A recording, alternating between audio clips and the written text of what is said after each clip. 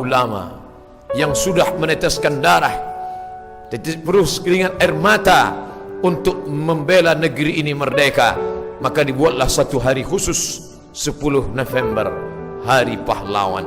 Hari Pahlawan bukan dinyatakan dengan libur. Hari Pahlawan bukan dinyatakan dengan tertawa terbahak-bahak. Hari Pahlawan adalah mendoakan mereka yang sudah berbuat baik. Kalau tidak ada mereka bersimbah darah, maka sampai hari ini kita masih dijajah oleh Jepang, Belanda. Tapi karena perjuangan mereka, apa yang bisa kita lakukan untuk mereka? Mereka sudah lama meninggalkan kita. Tidak lain kecuali ucapan Allahumma ighfir lahum, ampunkan segala dosa, warhamhum, rahmati mereka, wa'afihim, beri mereka kebaikan, wa'afu anhum, maafkan segala silap salah khilaf mereka ketika hidup. Allahumma ja'alil jannata mathwahum, jadikan surga sebagai tempat tinggal mereka. Allahumma ja'al quburahum rawdatan min riyadil jinan, jadikan taman surga menjadi kubur mereka menjadi taman-taman surga. Wala taj'al quburahum hufratan min hufarin niran, jangan jadikan kubur mereka salah satu dari lubang neraka. Tapi yang paling penting daripada itu semua adalah mengisi kemerdekaan. Hari Pahlawan penting, mengangkat tokoh-tokoh masyarakat yang pernah berjasa berjuang dijadikan sebagai pahlawan nasional penting, untuk mengingatkan kepada anak cucu kita bahwa kemerdekaan bukan hadiah dari Belanda, kemerdekaan bukan hasil dari pemberian hadiah oleh penguasa, tapi kemerdekaan direbut dengan tetes peluh keringat dan air mata. Bung Tomo berkata, aku bingung bagaimana aku menyatukan pasukanku. Kira-kira kalimat apa yang membuat mereka menjadi kuat dan perkasa? Sampai akhir aku ingat satu kata yang membuat mereka bersatu, satu kata yang membuat mereka kuat, satu kata yang mengusir ketakutan mereka. Kalimat itu adalah teriakan Allahu Akbar. Itu yang diteriakkan Bung Tomo di Surabaya. Itu juga yang diteriakkan oleh Tengku Umar di Aceh, ujung Sumatera. Itu juga yang diteriakkan oleh panglima-panglima perang kita. Itu diteriakkan oleh Syekh Yusuf Al-Makassari Tajul Khalwati dari Makassar, Sulawesi. Itu juga yang diteriakkan oleh ulama kita dari bumi Minangkabau, dari mulai Syekh Sulaiman Ar-Rasuli sampai kepada pendahulu-pendahulu mereka, Syekh Ahmad Khatib Al-Minkabawi.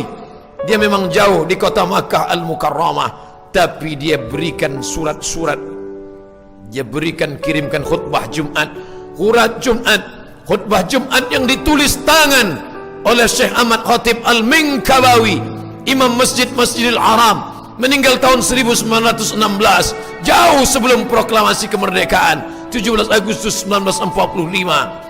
Dia tidak berada di tanah air, dia berada di Makkah Al-Mukarramah, tapi murid-muridnya membawa tulisan khutbah Jumat yang dibacakan di Masjid Kerajaan Siak Sri Indrapura, bumi Melayu Riau. Bergoncang Pulau Sumatera, murid-muridnya yang ada di Pulau Jawa semua membacakan khutbahnya. Mereka minta fatwanya. Dia keluarkan fatwa bahwa Belanda penjajah kafir, membunuh mereka adalah mati syahid.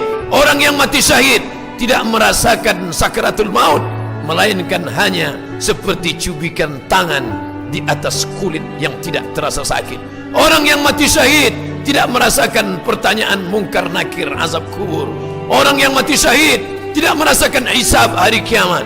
Orang yang mati syahid langsung masuk ke dalam surga, dinantikan oleh kenikmatan surga. A'adatu li'ibadiyas salihin, aku siapkan untuk hamba-hambaku yang saleh.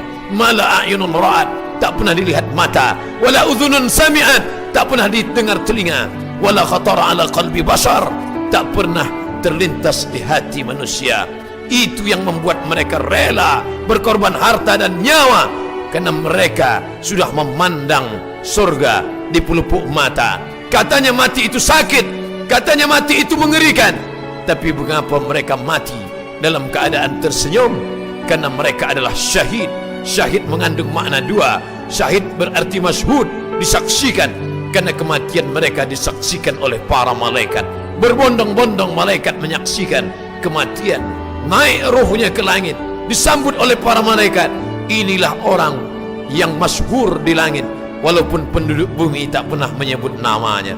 Mereka diartikan sebagai syahid. Syahid artinya menyaksikan. Mereka disaksikan karena disaksikan malaikat. Mengapa mereka disebut menyaksikan? Karena malaikat mengepakkan sayapnya sebelum nyawa keluar dari jasad. Mata mereka sudah menyaksikan tempat mereka di dalam surga. Maka mereka tersenyum. Sakit mati itu tidak. Bagi mereka ada yang lebih nikmat, yaitu kematian sebagai seorang syahid. Sampai ketika mereka mengatakan mati, mati mereka, Allah melarang, wala taqulu liman yuqtalu fi sabilillahi amwat. Jangan kau katakan mereka mati, bal ahya, mereka hidup, walakin la tash'urun. Kalian yang tak sanggup merasakan kehidupan mereka. Al hayatu fi zilalil Quran ni'mah. Begitu dituliskan di muqaddimah tafsir fi zilalil Quran. Hidup di bawah naungan Al-Quran nikmat. La ya'rifuha illa man zaqaha. Tidak ada yang bisa merasakannya kecuali orang-orang yang pernah mengetahui dengan rasa. Setiap rasa diungkapkan dengan kata, tapi kata tak pernah bisa mewakili rasa. Rasa itu hanya bisa dirasakan oleh mereka. Kasihankah kita pada mereka? Tak perlu.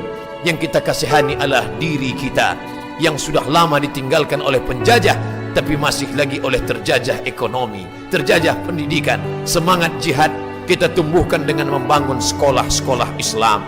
Kata jihad bukan teroris. Kata jihad bukan membenci musuh. Kata jihad bukan membenci orang yang berbeda agama dengan kita.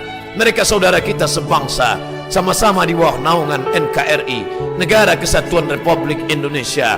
Tapi kata jihad adalah jihad melawan kemiskinan, jihad melawan kebodohan. Kada al-faqru ayyakuna kufran. Hampir saja kefakiran membuat orang menjadi kafir. Yang hartanya banyak, bantulah anak-anak yatim, sekolahkan mereka. Yang ada tanah kosong tapi tidak mampu membangun lokal, ada yang bisa memberikan kosen pintu, ada yang bisa memberikan semen, ada yang bisa memberikan, maka berikanlah. Wa anfiqu, berinfaklah. Wa anfiqu bersedekahlah. Wa anfiqu berzakatlah. Bangun anak-anak bangsa dari kejahilan dan kebodohan. Teriakan Allahu Akbar menggetarkan. Teriakan para alim ulama ustaz ramai berkumpul di tanah lapang menggetarkan. Tapi apa yang terjadi setelah getaran itu hilang? Apakah cukup sekedar tablik akbar? Apakah cukup sekedar khutbah Jumat? What's next? Apa yang bisa kita lakukan setelah itu? Dirikan lembaga pendidikan, selamatkan dari kejahilan, masukkan pelajaran agama. Paling tidak 5 materi mesti ada di SMP, di SMA, agar mereka jangan terjebak pada sekulerisasi, liberalisasi, komunis yang merusak akal pikiran mereka. Setelah mereka menjadi tumbuhan yang kuat, akarnya tidak dimakan oleh semut, daunnya tidak akan dimakan oleh ulat.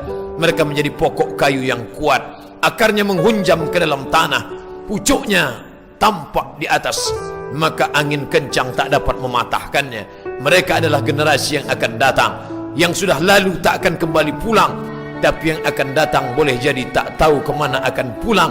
Hari sudah petang, karena dia tidak tahu di mana letak sarangnya. Oleh sebab itu kita sampaikan kepada mereka, bangsa ini tidak akan merdeka kecuali karena teriakan Allahu Akbar. Pendiri-pendiri negeri ini merasa berutang budi, maka mereka tulis di muqaddimah Undang-Undang Dasar 1945, atas berkat rahmat Allah. Tidak disebutkan kata Tuhan, tapi dibawa nama Allah. Atas berkat rahmat Allah dan keinginan luhur bangsa Indonesia yang ingin merdeka, maka penjajahan di atas dunia harus dihapuskan karena tidak sesuai dengan pri kemanusiaan dan pri keadilan. Ini adalah spirit agama Islam.